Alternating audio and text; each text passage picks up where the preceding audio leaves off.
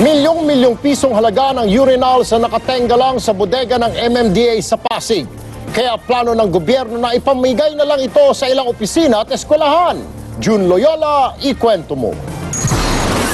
Marumi at umaalingasaw.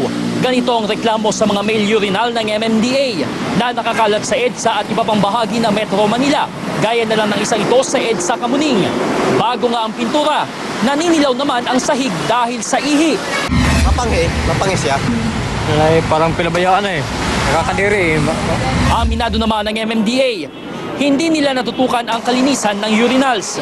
Hindi masyado nating ma-maintain na dahil yung street sweeper natin, yung din ang naglilinis. Hirit tuloy ng Commission on Audit na sayang lang ang higit 26 na milyong pisong pondo para sa mga ihian. Sa report ng COA, mahigit 1,000 male urinals ang ipinagawa ng MMDA. Pero hindi nagamit ang lahat ng ito at nakatenga lang sa bodega ng MMDA. 341 ang kabuang bilang ng mga urinals na nandito sa impounding lot ng MMDA sa Pasig. 36 dito yung mga gamit na, ito yung mga kulay green. Paliwanag ng MMDA, mapapakinabangan pa naman ang mga ito. May mga humihingi pa raw ng mga urinal gaya ng AFP, PNP at mga eskwelahan. Hindi po pinababayaan ang mga male urinals natin. Medyo nagtagal ng konti yung approval namin lately nung nagkakaroon nga ng problema yung mga urinals sa EDSA. Depensa naman ni dating MMDA Chairman Bayani Fernando na nagpasimula ng proyekto. Hindi na niya naipagpatuloy ang pagpapakabit ng mga urinal dahil nawala na siya sa pwesto. Hindi rin daw sa MMDA lang ang responsibilidad sa pagpapanatili ng kalinisan nito. Julian, News 5. Rondahan naman natin ang iba pang maaksyong balita ngayong araw. Binabantayan ng DOH ang mga biyaherong galing Cambodia dahil sa dumaraming namamatay doon dahil sa isang kakaibang sakit. At Justice Secretary Laila De Lima na may meligro nga bang matanggal sa listahan ng mga nominado sa pagka-Chief Justice?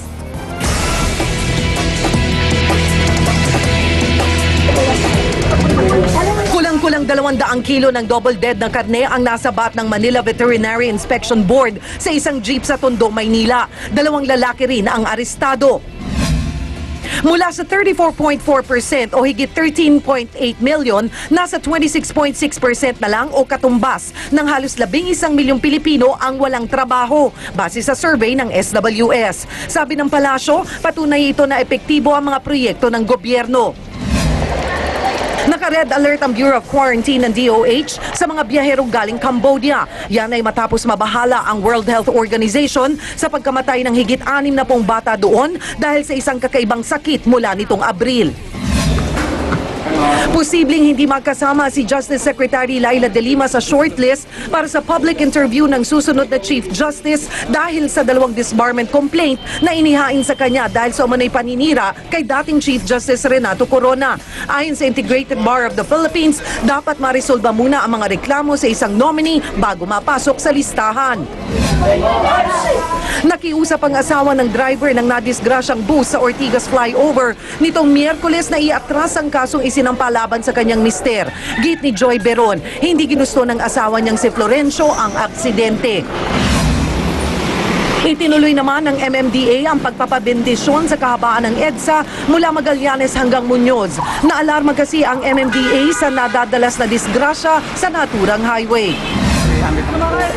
Pinangunahan ni Queen Sofia ng Spain ang pagpapasinaya ng isang exhibit sa University of Santo Tomas sa Maynila. Ito ang huling araw ng kanyang state visit kung saan binisita ng reyna ang mga lugar sa bansa na nahatiran ng tulong ng Espanya.